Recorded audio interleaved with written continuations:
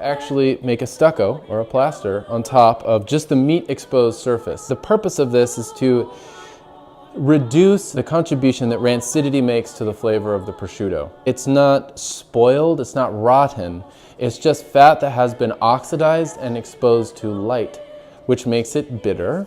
Flavor of a prosciutto doesn't come from the salt, the special kind of salt that you use. That's just a means to letting the prosciutto speak for itself. That is dripping off from the ham, because in warm weather, the fat melts. For better or for worse, whether it's acorn, hazelnut, peanut, or corn, those will add wonderful flavors. This is just leaf lard from this pig. I mix it with flour and water, just because I don't want to use all my leaf lard to plaster my prosciutto leg. All right, let's hang this thing. So I've got a couple of things going on along those lines right now, and it's kind of my perennial struggle to figure out a salami, a fermented meat, ground meat in tube form, a salami that is suited to this climate, to this environment. And my latest attempt are those links hanging up behind me above the stove. They're above the stove because in the stove, let's see, where is it? Right there, that little oven there. There is a pot of rillette at 200 degrees forever, many hours. It's been in there longer than 12 hours. So it's kind of warm. It's a little warm right there. So we're inoculating them. And that little batch is my first attempt at actually using kefir in the salami as a culture, which kind of blows my mind that it's taking me that long. I've used, it seems like an obvious choice, right? This incredibly bioactive lactic culture full of not just bacterial cultures, you know, the likes of which make every cheese known to man, but fungal cultures. There's lots of fungal, I don't know if culture is the right word, but lots of fungal communities in kefir. And I have used raw milk before, and that works great.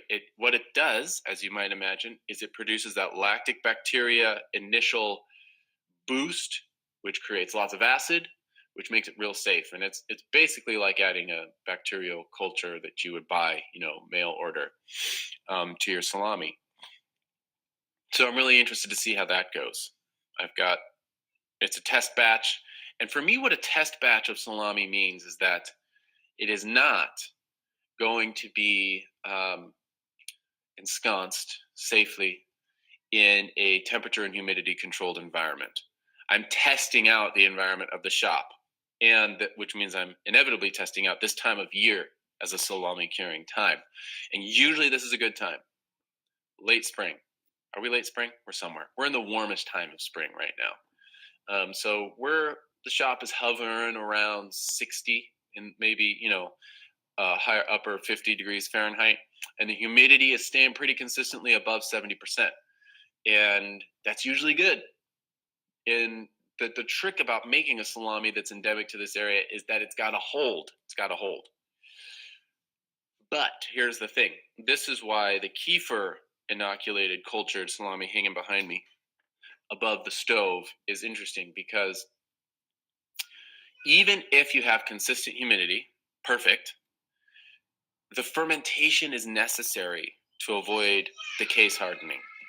This is kind of minutia, but it's still very interesting to me.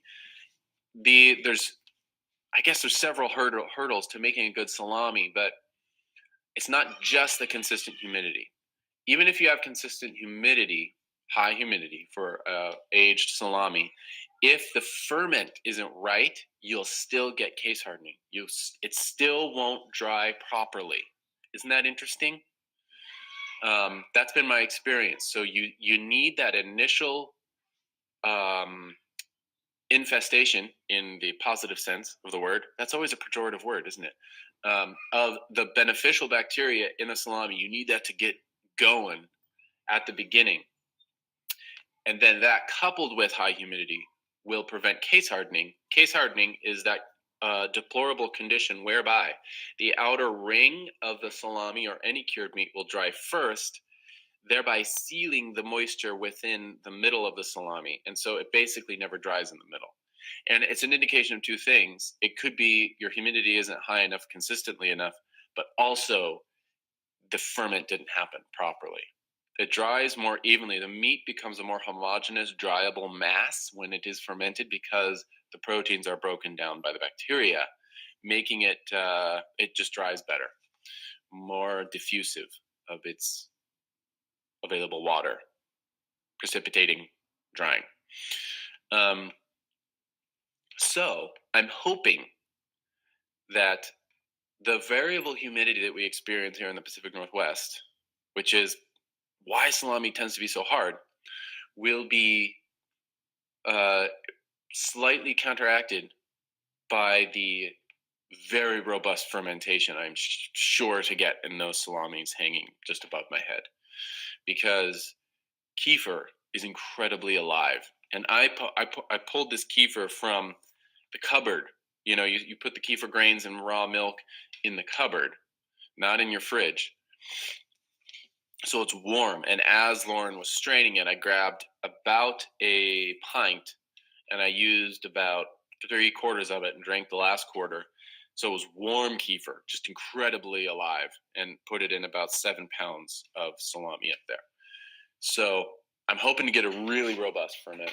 And the reason I brought this up to come back around is because he is into the fermentation of meat, Magnus Nilsson. He's really great. Fabaken is his restaurant. And the traditional Nordic recipes that he excavates and unearths here and records for us, they involve some form of starch. So one thing that bacteria doth need is food, sugar. And you can increase the acidity, basically, so the acidity in the sausage by, lowering the pH by giving it sugar, some form of starch or sugar. And what these people tend to do in the Nordic countries is put barley. Isn't that interesting? In their salami, because that gives it some starch, some sugar. Potato even will do the same thing in their aged salamis. And a lot of them are quick ferments that are kind of still cooked. It's very interesting. There's so many factors that differentiate a fermented salami. We have really, when we define it as that thing that comes, from the grocery store that is dry, sliceable, right, and you just eat it right then and there, without cooking it.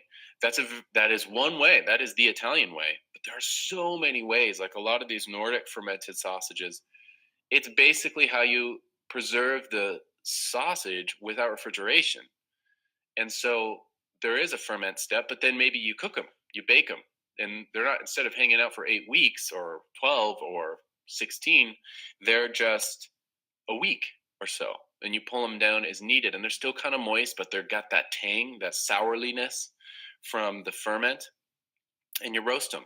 So if you want a really cool, like, different angle on salami to give you more options that might work a little better for your climate and your area without importing a little Italy, like I have right there. I can't point to it. That fridge right behind me. There it is. That thing.